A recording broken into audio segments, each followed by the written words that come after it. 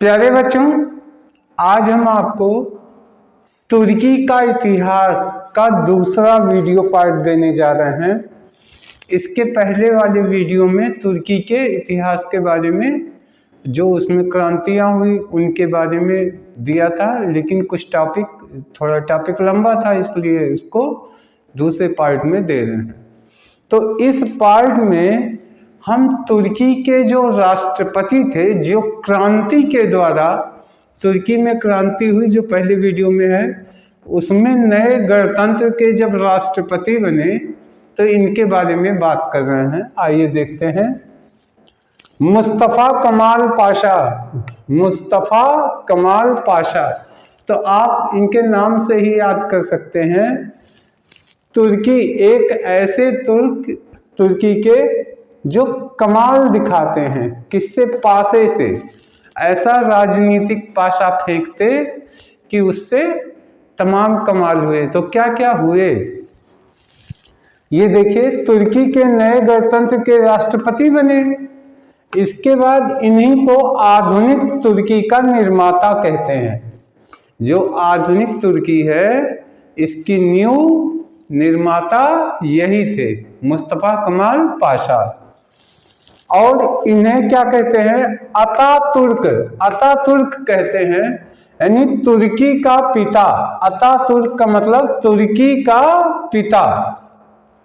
तो जैसे हमारे देश में गांधी जी को राष्ट्रपिता कहा जाता है, ऐसे तुर्की में मुस्तफ़ा कमाल पाशा को भी क्या कहा जाता है? पिता कहा जाता है। और टर्की में तुर्की, जो आजकल तुर्कीये नाम हो गया है, तो इस शब्द को क्या कहते हैं? अता। अता आप सुने होंगे, अक्सर कहते हैं अल्लाह अता फरमाए। तो अता तुर्क यानी तुर्की पे जो रहम किया, तुर्की पे जो कल्याण किया, वो तुर्की का पिता कहलाया।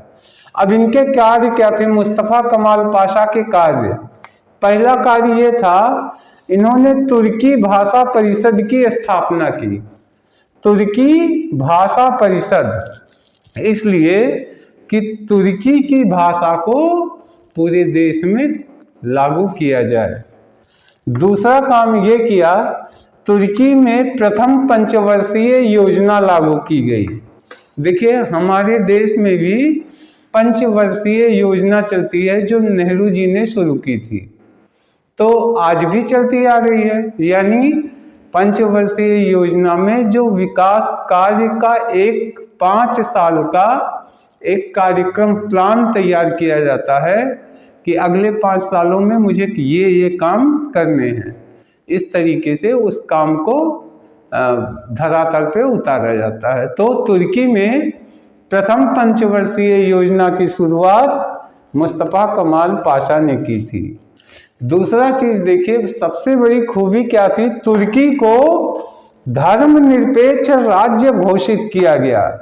ध्यान दीजिए, अधिकांश जो इस्लामिक कंट्री हैं, अपने बगल में पाकिस्तान है, वो लिखता है इस्लामिक कंट्रीज ऑफ पाकिस्तान, यानी ये इस्लामिक राष्ट्र है। यानी बांग्लादेश भी यही लिखता है, इस्लामिक कंट्रीज ऑफ बांग्लादेश। यानी ये अपने आप का, अपने देश का धर्म घोषित कर दिए। लेकिन अपना भारत जो है, हिंदू बहुल राष्ट्र होते हुए भी हमने क्या किया था? हमने धर्मनिरपेक्ष राज्य घोषित किया। यानी हमारे देश का एक कोई विशेष धर्म नहीं होगा, यानी सब धर्मों का सम्मान होगा। यही काम तुर्की जैसा मुस्लिम देश, ये मुस्लिम देश है, उसके बावजूद इन्होंने धर्मनिरपेक्ष राज्य घोषित कर दिया। इसके बाद इस्तांबुल राजधानी है तुर्की की। तुर्की की राजधानी क्या है? इस्तांबुल। तो इस्तांबुल में मेडिकल कॉलेज की स्थापना करवाई, यानी पहला मेडिकल कॉलेज इन्होंने खोला। दूसरा काम क्या किया? ग्रिगोरियन कैलेंडर का प्रचलन शुरू करवाया।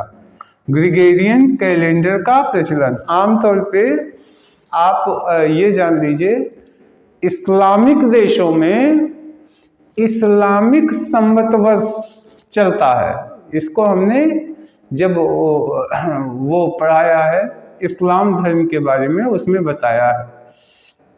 तो क्या हुआ, इस्लामिक संवत वर्ष चलता है, लेकिन टर्की में क्या चला, ग्रिगोरियन कैलेंडर का प्रचलन शुरू हुआ।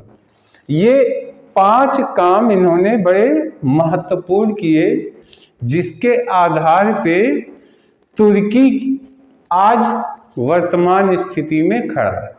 ये 5 कार्य बहुत इंपॉर्टेंट थे। उसके बाद देखिए, इस्तांबुल जो वर्तमान राजधानी है, इसका पुराना नाम था कुस्तुनतुनिया। तो कैसे याद कर सकते हैं, देखिए इस्तांबुल लिखा है तो कर लीजिए इस्कांबुल, यानी इश्क, जहां पे लोग एक दूसरे को क्या करते हैं, प्रेम करते हैं। धर्मनिरपेक्ष राज्य हो गया तो एक दूसरे से सब, हर धर्म के लोग रहते हैं और सब प्रेम करते हैं। तो इस्तांबुल को कर लीजिए इश्क आम्बुल। और पहले क्या होता था, लिखा है कुस्तुनतुनिया, यानी कुश्ती होता था। देखिए कुश्ती, तो ये सोचिए कि पहले कुश्ती लोग लड़ते थे, लेकिन अब क्या करते हैं, अब इश्क करते हैं। तो इश्क से इस्तांबुल, और पहले क्या करते थे, कुश्ती। तो कुश्ती जब सोचिएगा तो आ जाएगा कुस्तुनतुनिया। और देखिए 1925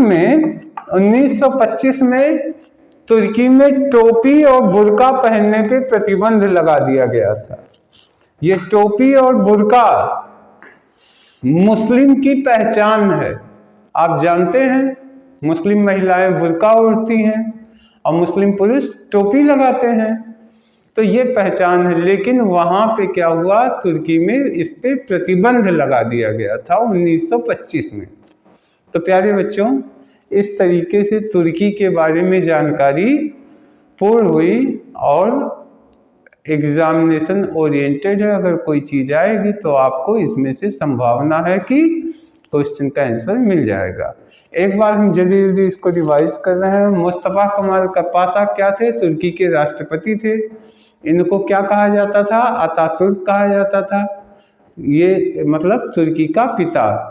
ये जो है आधुनिक तुर्की के निर्माता थे।